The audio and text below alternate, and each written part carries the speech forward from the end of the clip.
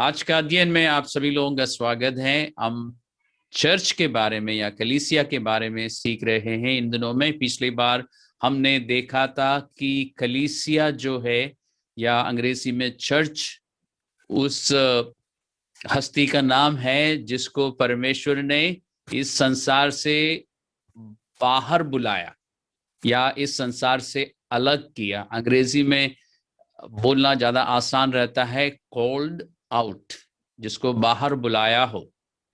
मैं आपको जल्दी से एक उदाहरण दिखाना चाहता हूं। मत्ती रचित सुसमाचार का 2 अध्याय का 15वां पद में, हिंदी और अंग्रेजी में थोड़ा सा फर्क है, लेकिन हम हिंदी में पढ़ते हैं। सबसे पहले 2 के 15 में लिखा है कि और हेरोदोस के मरने तक वहीं रहा। ये यीशु मसीह के विषय में है। यीशु मसीह के जन्म के बाद यानी मनुष्य के रूप में इस पृथ्वी में प्रकट होने के बाद लगभग जब 2 साल का था, तब परमेश्वर के आदेश के अनुसार यीशु मसीह को लेके यूसुफ और मरियम इजिप्ट मिस्र देश चले गए थे और फिर हेरोदस राजा के मरने तक इजिप्ट में रहा।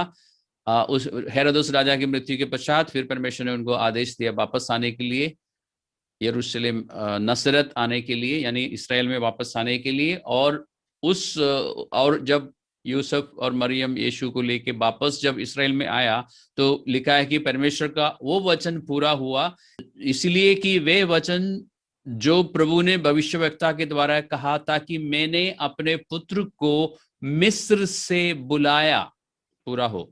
मिस्र से बुलाया हिंदी में है, लेकिन अगर आप इसको अंग्रेजी में पढ़ेंगे तो लगभग सारे ट्रांसलेशन में बिल्कुल क्लियरली लिखा है, out of Egypt I called my son. Out और कॉल्ड आपको एक साथ मिलेगा, यानी एक्लेसिया, जिसमें मैंने आपको बताया था एक यूनानी शब्द का अर्थ है बाहर, यानी एक गोले के अंदर से पूरी तरह बाहर लाना, यानी इस दुनिया से हमें अलग किया जाना।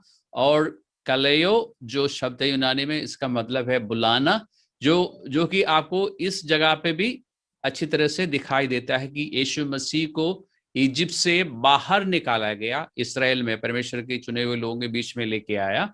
वहां पर भी ये एक और कलेयो शब्द आपको मिलेगा। जब ये शब्द दोनों मिल जाते हैं तो हमें एक्लेसिया मिलता है, जिसका अर्थ है अंग्रेजी में चर्च और हिंदी में कलीसिया। जो लोग ग्रामर में रुचि रखते हैं उनके लिए एक बात बताना चाहूंगा कि ये जो एक प्रपोजिशन है यूनानी में, इसके बारे में लिखा जाता है कि एक इस बात को बताता है कि कोई वस्तु या फिर कोई व्यक्ति अब उस जगह पर या उस हालत में नहीं है जिसमें मैं पहले था। इस बात को दर्शाने के लिए एक शब्द इस्तेमाल करता है, यानी कोई व्यक्ति या कोई वस्तु अब उस जगह में और उस हालत में नहीं है जहां पे वो पहले था और जिस हालत में वो पहले था। अब आप देखिए, चर्च यानी परमेश्वर के द्वारा बुलाए गए लोग उस जगह में नहीं है जहां पे वो पहले थे और उस हालत में नहीं है जहां पे जिस हालत में वो पहले थे। विचार कीजिए इस बारे में। और इसलिए जितनी बातें मैं आपको आज के अध्ययन में भी बता रहा हूं, आप लोग सुनिए, नोट लिख लीजिए और फिर खुद अपना अध्ययन भी कीजिए, क्योंकि हमें चर्च को समझना जरूरी है। और जैसे पिछली बार मैंने आपको बताया, चर्च के बराबर इस संसार में और कुछ है ही नहीं कि हम किसी और चीज को देख के चर्च को समझ सके या फिर किसी और चीज से तुलना करके चर्च को समझ सके। चर्च को समझने के लिए हमें पवित्र शास्त्र में ही जाना होगा, और कोई सोर्स नहीं है चर्च को समझने के लिए। इस एक्लेसिया, अब आपको याद रहेगा चर्च का यूनानी नाम एक्लेसिया का इस्तेमाल एक और जगह में भी हुआ है, और मैं आपको एक बार दिखाना चाहता हूं। प्रेरितों के कामों में आइए, प्रेरितों के काम 19वां अध्याय, बुक ऑफ एक्ट्स चैप्टर 19। और इस 19वें अध्याय में हम चलते हैं और 32वें पद को देखते हैं, वर्स 32। लेकिन 32वें पद को पढ़ते हुए आपको इसका बैकग्राउंड थोड़ा सा मालूम हो जाना, बताया जाना अच्छा रहेगा आप लोगों के लिए। यहाँ पर डेमेट्रियस नाम का एक व्यक्ति था जो कि एक ट्रेडर था, जो मूर्तियों को बेचने वाला था। और पौलुस के द्वारा जब एफेसस में प्रचार हुआ और प्रचार के कारण लोगों ने मन फिराया, यीशु मसीह पर विश्वास किया, तो लोगों ने मूर्ति पूजा करना बंद किया, यानी मूर्तियों की सेल जो है कम हो गई। तब डिमेट्रियस जैसे लोगों को बहुत फर्क पड़ा, उन्होंने देखा कि हमारा बिजनेस जो है खतरे में है, तो उन्होंने एक मीटिंग बुलाई, सारे बिजनेसमैन को, सारे दुकानदारों को बुलाया, और उसके बाद उसने इस बारे में चर्चा की। वो आप बाद में खुद पढ़ सकते हैं, लेकिन हम देखते हैं कि 32वें पद में वो क्या कहता है। वहां पर जब ये मीटिंग हुई और ये यूनियन लीडर बन के सारी बातें उनके सामने रखी, तो लिखा है कि वहां कोई कुछ लाता था और कोई कुछ, क्योंकि उसके बाद क्या शब्द है, सभा में बड़ी गड़बड़ी हो रही थी। ये जो सभा शब्द है, हिंदी में आप जो पढ़ रहे हैं और आपके अंग्रेजी बाइबल में ज्यादातर असेंबली लिखा होगा, ये यूनानी में एक्लेसिया है। क्यों? क्योंकि ये लोग एक खास मकसद के लिए, उद्देश्य को लेके उस जगह से जहां पे वो पहले थे, यानी अपनी अपनी दुकान में थे, वहां से बुला के उनको इकट्ठा किया था। और इसलिए यूनानी भाषा में वही शब्द इस्तेमाल हुआ है, एक्लेसिया, यानी उनको अपने उस स्थान से बुला के बाहर लाया और एक जगह पर इकट्ठा किया। और उनका वहां पे आने का एक मकसद था।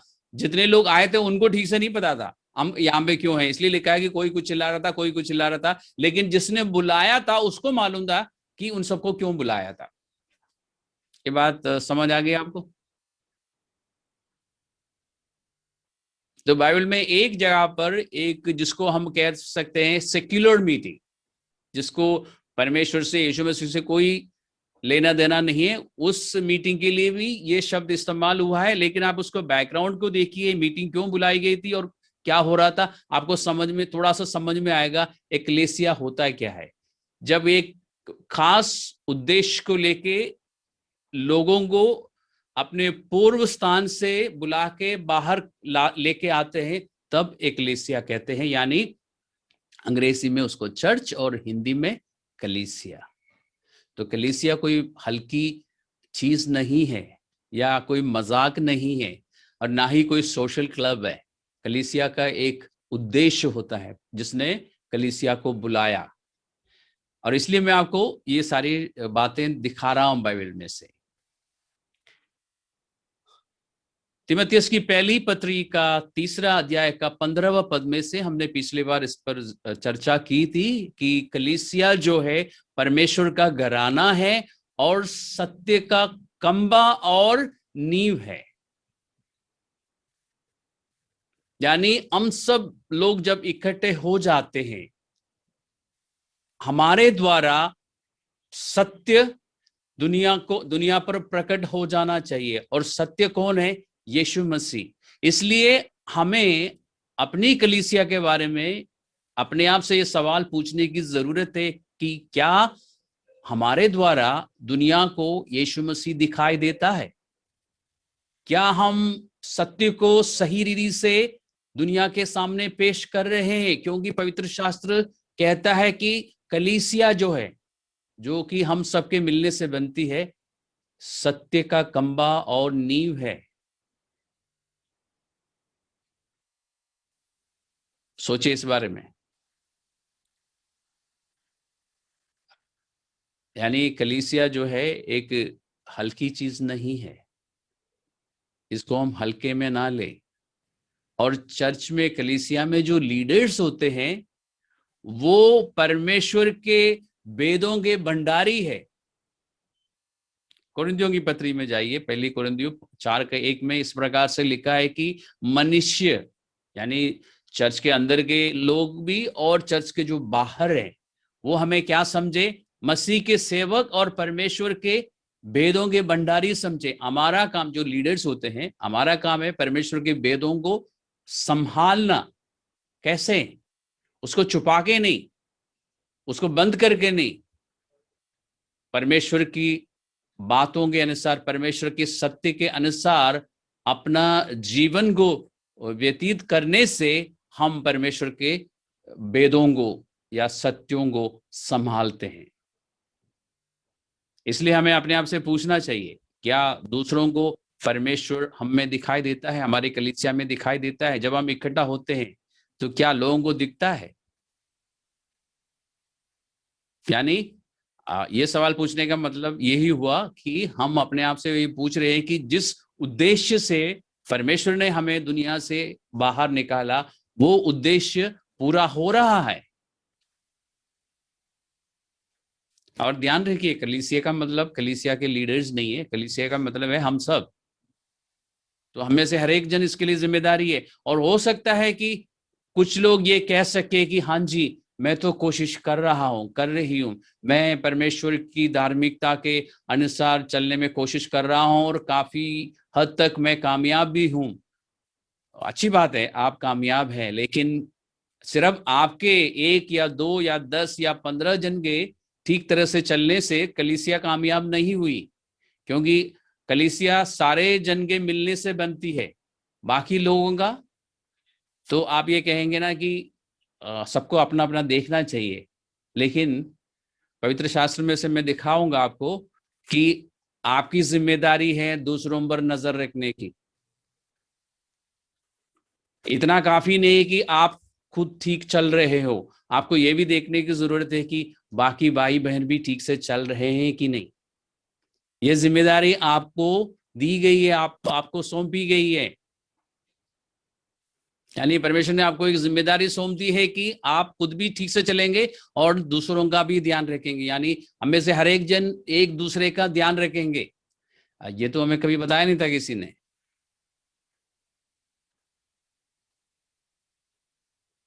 तो चर्च ये है, क्योंकि हम सब जब मिल जाते हैं, इकट्ठे हो जाते हैं, तब चर्च बनती है। मैं अकेला चल रहा हूं तो चर्च नहीं है, मैं अकेला हूं, मैं एक विश्वासी हूं।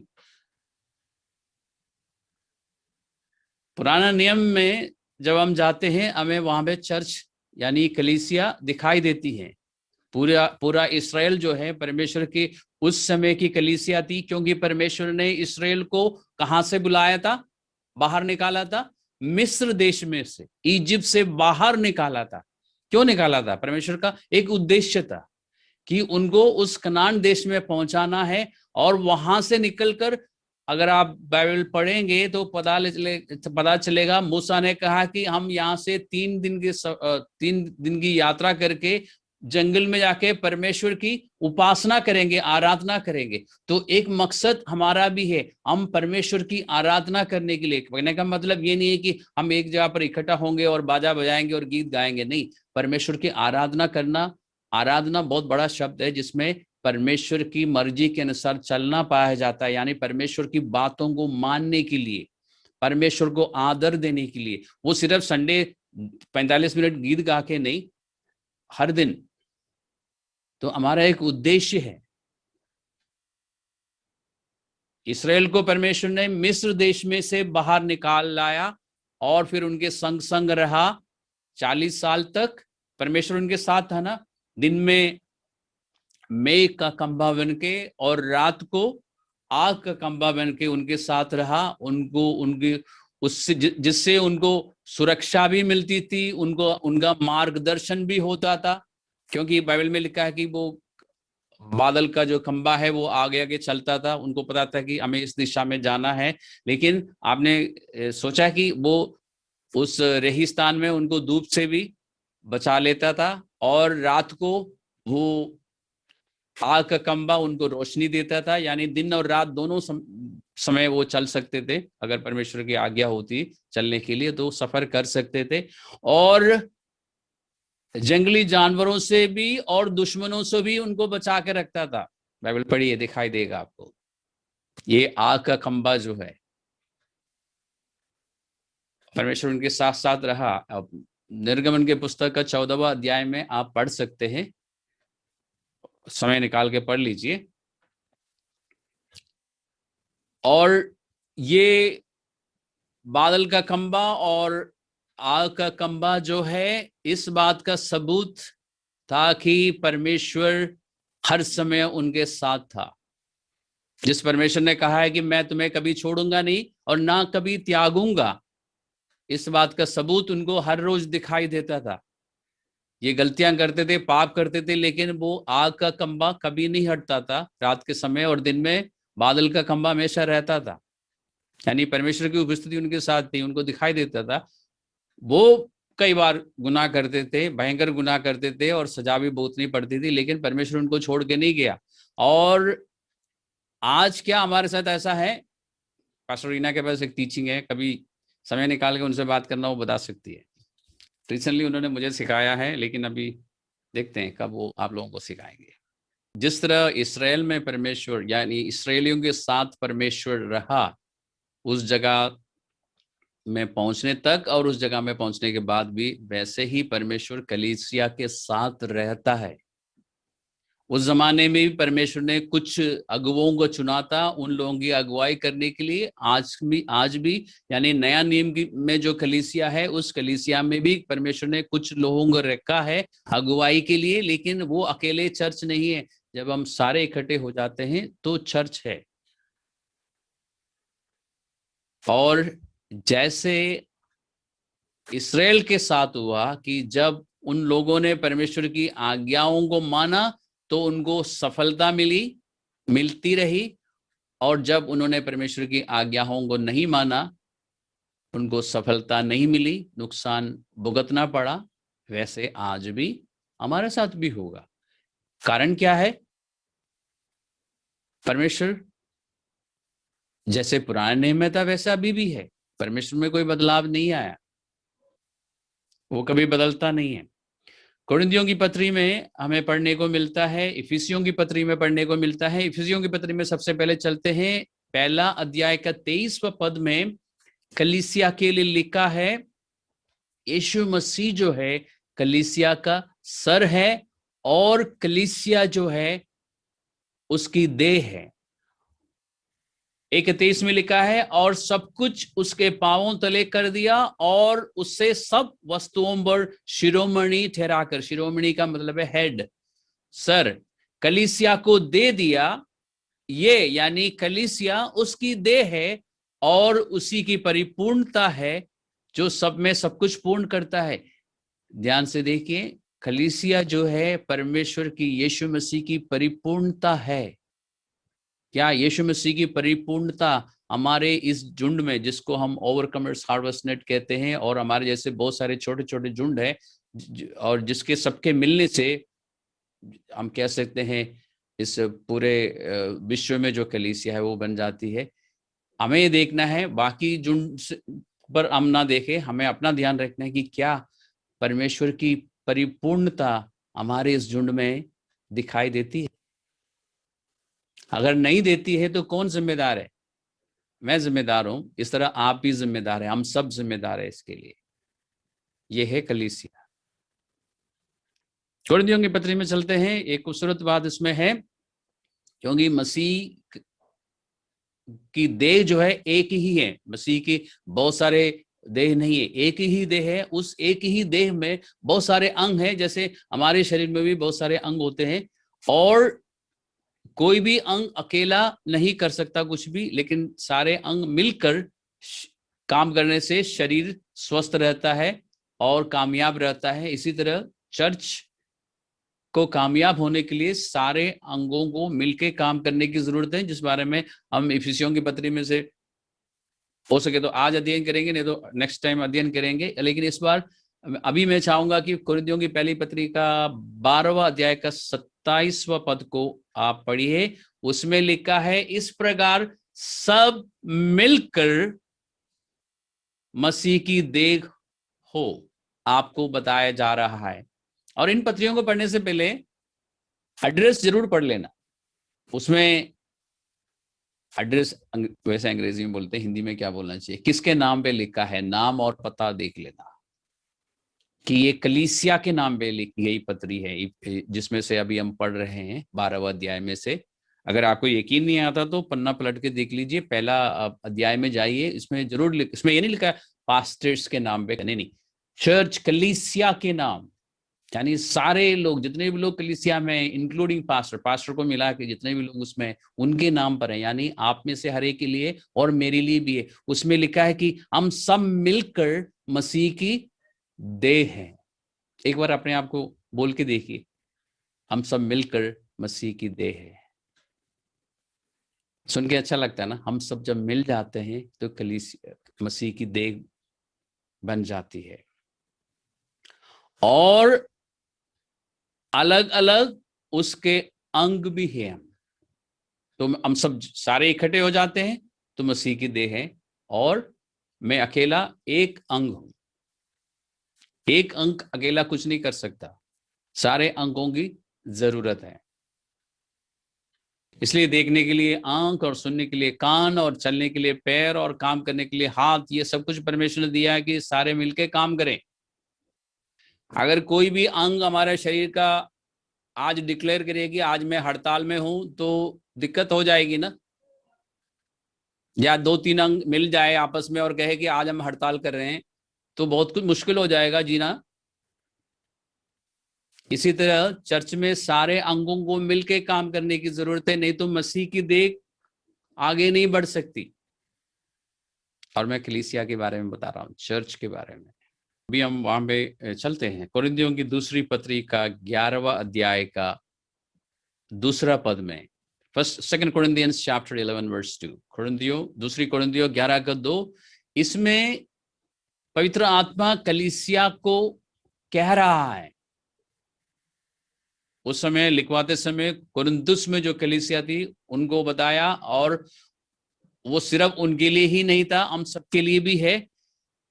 वहां पर लिखने वाला जो मनुष्य है, जिस या पवित्र आत्मा जिससे लिखवा रहा था, वो एक बात प्रकट करता है। उसके मन में एक डर है, एक चिंता है कलीसिया को लेके।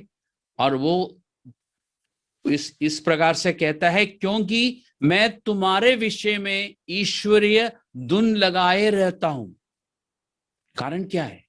इसलिए कि मैंने एक ही पुरुष से तुम्हारी बात लगाई है कि मैं तुम्हें पवित्र कुमारी की नाई मसीह को सौंप दूं। और इस पद में यह बताया जा रहा है कि कलीसिया जो है मसीहा की दुल्हन है। इससे पहले हमने देखा कि कलीसिया जो है मसीहा की देह है, लेकिन यहां पर हमें बताया जा रहा है कि कलीसिया जो है मसीह की दुल्हन है। तो दुल्हन को कैसे रहना चाहिए, ये भी हमें पवित्र शास्त्र में से ही अध्ययन करना चाहिए। और मैं समझता हूं कि आप में से कोई भी एक स्मार्ट व्यक्ति इसका अध्ययन करेगा कि दुल्हन को कैसे होना चाहिए। और उसका अध्ययन करने से और अच्छी तरह समझ आएगा कि चर्च को कैसे होना चाहिए, क्योंकि चर्च को दुल्हन बताया गया है। अब हम देखते हैं थिस्सलुनीकियों की पत्री में। थिस्सलुनीकियों की पत्री में क्यों हम जा रहे हैं? हम किसी भी पत्री में जा सकते थे, क्योंकि सारी पत्रियां जो है चर्च के नाम पे है। लेकिन थिस्सलुनीकियों की पत्री, आपको याद हो तो, सबसे पहले लिखी जाने वाली पत्री है। रोमियो की पत्री हमारे बाइबल के नया नियम के पत्रियों के क्रम में सबसे पहले है, क्योंकि उसमें बुनियादी उपदेश है। लेकिन थिस्सलुनीकियों की पत्री सबसे पहले लिखी गई पत्री है, और उसमें यानी चर्च को सबसे पहला संदेश जब परमेश्वर ने, पवित्र आत्मा ने दिया, तो इस पत्री के द्वारा दिया। हम उस पत्री में चलते हैं और देखते हैं कलीसिया के विषय में कुछ बातें, क्योंकि वहां पे कलीसिया के विषय में कुछ ना कुछ हमें मिलना चाहिए। क्योंकि सबसे पहली बार कलीसिया से परमेश्वर बात कर रहा है अपने प्रेरितों के द्वारा। हम कौन सा अध्याय में चलेंगे? पहले थिस्सलुनीकियों 5वां अध्याय में चलते हैं, 12वां पद से पढ़ना शुरू करेंगे। First Thessalonians chapter 5। और हमारे पास समय कम हो सकता है, कम होगा, इसलिए हो सकता है कि इसके बाद हमें अध्ययन खत्म, आज का अध्ययन समाप्त करना पड़े। लेकिन हम इस 5वां अध्याय का 12वां पद से लेकर पढ़ना शुरू करते हैं। मैं चाहूंगा कि आप मेरे साथ साथ पढ़ें, अंग्रेजी में या हिंदी में। लिखा है, हे भाइयों और बहन, कुछ मत होना, यहाँ पे आप दोनों से बात हो रही है। ये मत सोच लेना कि सिर्फ भाइयों से बात हो रही है और हम बच गए हैं। नहीं, आप दोनों से, क्योंकि बाइबल में जब पुराने समय में जब ये शब्दों का प्रयोग हुआ, हर जगह आप देखेंगे भाइयों लिखा होगा, बहन नहीं लिखा होगा। ये दोनों के लिए है। और फिर एक कारण और भी है, कई बार मुझे ऐसा लगता है कि बहनों को बताने की जरूरत नहीं है, भाइयों को बताने की ज्यादा जरूरत है, इसलिए परमेश्वर भाइयों को बताता है ताकि वो बहनों को भी बता दे। हे भाइयों, हम तुमसे विनती करते हैं। अब देखिए, पवित्र आत्मा, परमेश्वर चाहे तो आपको आज्ञा दे सकता है, क्योंकि वो परमेश्वर है, लेकिन वो विनती कर रहा है। अब ये मत सोच लेना कि पौलुस विनती कर रहा है। ये पत्री जो पौलुस लिख रहा है, पवित्र आत्मा की प्रेरणा से लिख रहा है, और पवित्र आत्मा ने आज्ञा देने के लिए नहीं कहा, विनती करने के लिए कहा। हे भाइयों, हम तुमसे विनती करते हैं कि जो तुम में परिश्रम करते हैं और प्रभु में तुम्हारे अगुए हैं और तुम्हें शिक्षा देते हैं, उनका सम्मान करो। ये किसको किसको बताया जा रहा है? कलीसिया को। ये अगुओं को नहीं बताया जा रहा है कि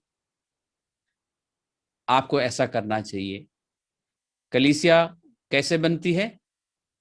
विश्वासियों से। तो विश्वासियों से कहा जा रहा है कि उनकी जिम्मेदारी है कि वे उन लोगों को पहचाने जो उनके बीच में परिश्रम करते हैं। जो आलसी है उनके लिए नहीं, जो परिश्रम करते हैं। और प्रभु में तुम्हारे अगुए हैं, यानी आपको प्रभु में अगुवाई करने के लिए जो परिश्रम करते हैं उन्हें पहचानो। और कैसे? जो आपकी अगुवाई के लिए परिश्रम करते हैं वो आपको शिक्षा भी दे रहे होंगे, उनका सम्मान करो। कलीसिया की जिम्मेदारी है। और क्या है? अगुवे सारे खुश हो जाते, ये पढ़ गए, देखा परमेश्वर ने हमारे लिए लिखवाया, अच्छी बात है, ग्रेट, प्रेज द लॉर्ड। आगे क्या लिखा है देखते हैं। और उनके काम के कारण प्रेम के साथ उनको बहुत ही आदर के योग्य समझो। बाय द वे, मैं आपको बताना चाहूंगा, मैंने नहीं लिखवाया था, ये पवित्र आत्मा ने लिखवाया था। ओके। उनके काम को, यानी कलीसिया की जिम्मेदारी है, विश्वासियों की जिम्मेदारी है कि वो देखे कि हमारे जो अगुवे हैं वो किस तरह के काम करते हैं। उनके बिजनेस और नौकरी के विषय में नहीं बात हो रही है, वो कलीसिया में रहकर वो किस तरह के काम करते हैं, देखना आपका काम है। तो आज पूरी चर्च को पता चल गया, पहले ये बात मालूम नहीं थी। अब आप ध्यान से देखेंगे कि हमारे जो अगुवे हैं वो किस तरह के कार्य करते हैं, क्या मेहनत करते हैं, क्या शिक्षा देते हैं। और फिर उनके काम के कारण अगर वो अच्छा काम कर रहे हैं, सही काम कर रहे हैं, तो वो आदर के योग्य है। तब आपको क्या करना चाहिए? प्रेम के साथ उनको बहुत ही आदर के योग्य समझो। और इसके बाद आपस में मेल मिलाप से रहो। ये आदेश है या विनती है? वैसे तो ये आदेश है परमेश्वर का, लेकिन परमेश्वर हाथ जोड़ के विनती कर रहा है अपने बच्चों से, जिनको परमेश्वर ने बुलाया और अलग किया, दुनिया से अलग होकर रहने के लिए उनसे विनती कर रहा है कि मैंने तुम्हें अलग किया। मैंने जैसे इसराइल को मिस्र देश में से निकाला, तुम्हें शैतान के राज्य में से निकाला, अंधकार के वश में से छुड़ा के अपने रोशनी में प्रवेश कराया। अब मैं तुमसे विनती करता हूं कि आपस में मेल मिलाप से रहो। परमेश्वर के प्यार को देखिए, वो आज्ञा दे सकता है, लेकिन हमसे विनती कर रहा है। हे भाइयों, 14वां पद, हम तुम्हें समझाते हैं। कौन समझा रहा है? वैसे तो पौलुस, और पौलुस के साथ कौन था? तिमोथी और सिलास होंगे, लेकिन कौन समझा रहा है? पवित्र आत्मा समझा रहा है। क्या समझा रहा है पवित्र आत्मा? हम तुम्हें समझाते हैं कि जो ठीक चाल नहीं चलते। बात किससे हो रही है? कलीसिया से हो रही है, चर्च के सदस्यों से हो रही है, चर्च के मसीदे के एक एक अंग से ये बात हो रही है कि जो लोग आपके बीच में, कलीसिया के अंदर, कलीसिया के बाहर ठीक चाल नहीं चलते, उनको समझाओ। ये समझाने का काम किसका है? अभी तक तो हम सोच रहे थे कि ये सारा काम पास्टर का है, लेकिन यहां पे क्या लिखा है? किससे बात हो रही है? भाइयों से। ये पत्री पूरी चर्च के नाम पर है और उसमें एक अंग है पास्टर या लीडर, लेकिन ये इसमें जो निवेदन है, जो विनती है, वो सबसे है, सभी लोगों से है, हर एक सदस्य से है कि आप पहचानो। ये पहचानने की जिम्मेदारी सिर्फ पास्टर की नहीं है जैसे हम पहले सोचते थे। हम सबकी जिम्मेदारी है कि हम उन लोगों को पहचाने जो ठीक चाल नहीं चल रहे हैं और उन्हें समझाओ। तो समझाने से पहले हमें देखना होगा ना कि कौन नहीं चल रहा है। जो ठीक चल रहा है उनको जाके समझाने के लिए नहीं कहा, जो ठीक नहीं चल रहे हैं उनको जाके हम समझाएं और कायरों को ढाढ़स दो। ये किससे बात हो रही है? कलीसिया के अंगों से, सदस्यों से, पास्टर से नहीं बात हो रही है। पास्टर भी है इसमें, लेकिन सिर्फ पास्टर से बात नहीं हो रही है, चर्च से बात हो रही है। ध्यान से सुनिए, ध्यान से पढ़िए। निर्बलों को संभालो। निर्बलों को संभालने के लिए आपको देखना होगा ना कि कौन निर्बल है। पिछली बार मैंने आपको बताया था ना कि हम चर्च अटेंड करने के लिए नहीं जाते, नहीं आते चर्च में, हम अपना काम करने के लिए चर्च में जाते हैं। ये आपका काम है।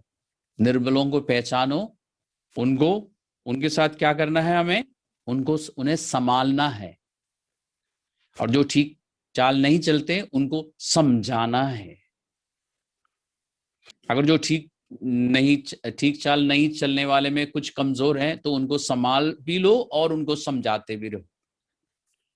उनकी कमजोरी में उनको संभालो, लेकिन उनको समझाते भी रहो ताकि उस कमजोरी से वो बाहर निकले। अगर शारीरिक कमजोरी है तो शारीरिक रीति से हम संभाले, मानसिक कमजोरी है तो उस हिसाब से हम समझाए। अगर परमेश्वर की बात ना मानने वाली बात में कमजोरी है तो उसको समझाओ और उसको ढाढ़स दो, उसको प्रोत्साहन दो, और जरूरत पड़ने पर थोड़ा सा डांट भी दो। ये सब कुछ है इसमें। डांटने वाले शब्द नहीं है, लेकिन आगे मैं आपको दिखाऊंगा या आप मुझे दिखाएंगे, आपको मैं असाइनमेंट दूंगा आज अगर याद रहा तो। और सबकी ओर सहनशीलता दिखाओ। तो ये संभालने वाला काम करते हुए, जो ठीक चाल नहीं चलते उनको परखते हुए, उनको पकड़ते हुए, उनको समझाते हुए और कायरों को ढाढ़स देते हुए, ये सब कुछ काम करते हुए आपको एक चीज का ध्यान रखना है कि आपके अंदर सहनशीलता होनी चाहिए। और ये सहनशीलता बाइबल में और कहीं भी हमें मिल जाती है, जरूर मिलती है। जब प्यार होता है उसमें सहनशीलता है। अगर हम सहन नहीं कर पाते हैं, रोमियो की पत्री के 14वें अध्याय में और कुरिन्थियों की पहली पत्री का 13वें अध्याय में जाके फिर से अध्ययन कीजिए। रोमियो की 14 नहीं तो 15 होगा, आसपास कहीं होगा। अगर हम सहनशील नहीं है, अगर हमारे अंदर सहनशीलता नहीं है तो सहनशीलता पर मेहनत मत करो, प्यार पर मेहनत करो। देखो प्यार नहीं है, प्यार जब होता ना सहनशीलता होती है। तो इन सारे कामों को करते हुए सहनशीलता रखने की जरूरत है और धीरज रखने की जरूरत है। उसके बाद 15वें पद में लिखा है सावधान। तो कलीसिया को सावधान रहने की भी जरूरत है। कलीसिया के एक एक सदस्य को सावधान रहने की जरूरत है, सतर्क रहने की जरूरत है, सचेत रहने की जरूरत है। कोई किसी से बुराई के बदले बुराई ना करे। तो इसका मतलब चर्च में कोई भी व्यक्ति बुराई कर बैठ सकता है, करना नहीं चाहिए लेकिन कर सकता है। लेकिन बाकी लोगों को इस बात का ध्यान रखना है कि उस एक व्यक्ति की बुराई के बदले बाकी लोग उसके साथ बुराई ना करें। इतनी सारी जिम्मेदारियां होती है चर्च में, ये तो हमें मालूम नहीं था। हमने तो सोचा था कि सिर्फ यीशु मसीह को मानना है, हम स्वर्ग चले जाएंगे मरने के बाद और फिर जैसे मर्जी रहना है, चर्च में जाना है, रहना नहीं। बहुत कुछ है हमारी जिम्मेदारियां, क्योंकि हम सब मिलकर एक देह है और उस देह के प्रति हमारी एक एक इंडिविजुअल अंग की जिम्मेदारी है। तो चर्च मजाक नहीं है। सावधान, कोई किसी की बुराई के बदले बुराई ना करे, पर सदा भलाई करने पर तत्पर रहो। आपस में और सबसे भी भलाई की चेष्टा करो। यानी हम विश्वासी लोग आपस में, यानी एक अंग दूसरे अंग के साथ भी, और जो लोग कलीसिया के बाहर है उनके साथ भी किस बात की हम चेष्टा करें? भलाई करने के लिए इच्छा रखें और कोशिश भी करें, यत्न करें। और इतना सब कुछ करना था। पहले हम सोचते थे कि चलो चर्च के अंदर जो है हमारे मसीह भाई बहने, सिर्फ उनका ध्यान रखना है, नहीं, उनके साथ भलाई करना है, बाकियों के नहीं, बाकियों के साथ भी भलाई ही करनी है। मत्ती का 5वां अध्याय से लेकर 7वां अध्याय तक जब यीशु मसीह उपदेश दे रहा था, कहा था ना कि हम सबको उस संग्रह मार्ग में से चलना होगा। यह है संग्रह मार्ग।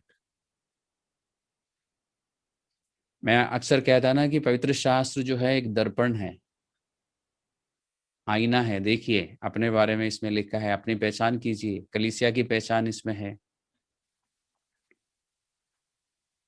उसके बाद और भी आदेश है, सदा आनंदित रहो, निरंतर प्रार्थना में लगे रहो, हर बात में धन्यवाद करो, क्योंकि तुम्हारे लिए मसीह यीशु में परमेश्वर की यही इच्छा है। परमेश्वर की यही इच्छा है। और फिर आगे लिखा कि आत्मा को ना बुझाओ, भविष्यवाणियों को तुच्छ ना जानो, सब बातों को परखो। अच्छा, ये भी हमें करना है। ये पास्टर्स के लिए नहीं है, पास्टर्स भी है इसमें, यानी लीडर्स भी है, लेकिन ये सबके लिए है कि भविष्यवाणियों को हम तुच्छ ना जाने। परमेश्वर के वचन से जो बातें, भविष्यवाणी का मतलब सिर्फ वो नहीं है जो भविष्यवक्ता खड़े होकर कुछ बोलता है। परमेश्वर की ओर से जो कुछ भी बोला जाता है, पवित्र शास्त्र में से जो कुछ भी सिखाया जाता है, उसको तुच्छ ना जानो, सब बातों को लेकिन परखो। प्रेरितों के काम का 17वां अध्याय का 11वां पद हमेशा ध्यान में रखो। और ये सब आपसे विनती की जा रही है। ये मैंने बोला है, सब बातों को परखने के लिए बोला है, इसलिए मैंने आपको कहा प्रेरितों के कामों का 17वां अध्याय का 11वां पद, उसके अनुसार सब बातों को परखो, जो अच्छी है उसे पकड़े रहो, सब प्रकार की बुराई से बचे रहो। टीचिंग सुनते जाओ, जो बातें समझ आ रही है, जो बातें बाइबल से हैं, उसको पकड़ के रखो, उसको थाम में रहो और उसके अनुसार चलते रहो। और जो बातें आपको नहीं समझ आ रही है उसको एक तरफ रखो। यानी अक्सर मैं कहता ना, मछली का हो हड्डी फेंक दो, वेजिटेरियंस के लिए केला का हो छिलका फेंक दो कूड़े में, रास्ते में मत फेंकना, कोई फिसल के गिर सकता है। अक्सर हम जानते हैं कि कुछ लोग, ये बातें पहले से ही मालूम थी, सबको नहीं मालूम थी, इसलिए हम ये मान के चलते हैं कि किसी को भी नहीं पता था, लेकिन आज हमें पता चला।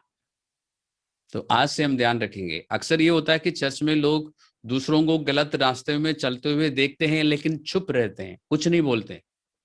आपको मालूम है कि लोग क्यों नहीं बोलते? क्योंकि हमारे देश में, इस खूबसूरत देश में जिसमें हम रहते हैं ना, हम लोग बड़े समझदार होते हैं।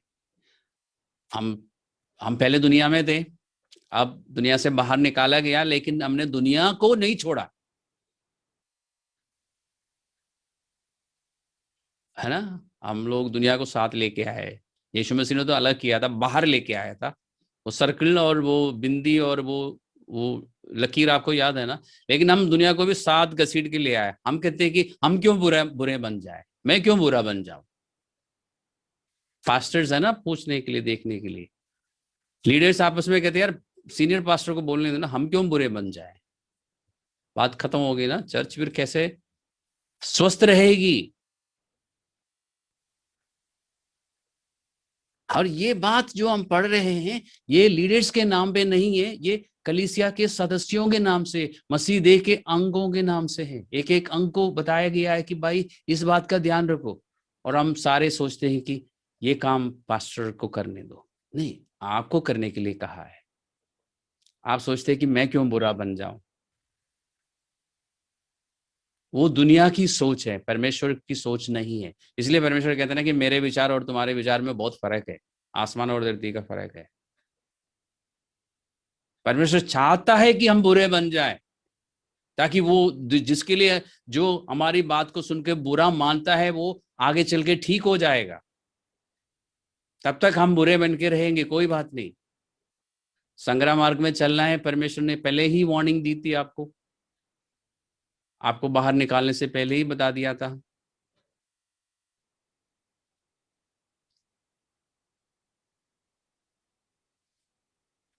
इसलिए आज के बाद हम सतर्क रहेंगे, सावधान रहेंगे, स्वयं भी ठीक चलने की कोशिश करते रहेंगे और बाकियों पर भी नजर रखेंगे। अच्छा, ये भी करना होगा।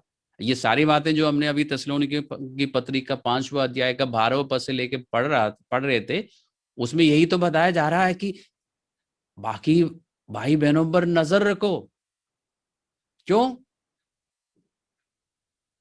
नहीं, परमेश्वर ने, मैंने आपको नजर रखने के लिए कहा, जासूसी करने के लिए नहीं कहा। नजर रखने का मतलब है कि वो भी उसी देह के अंग है जिसके मैं अंग हूं,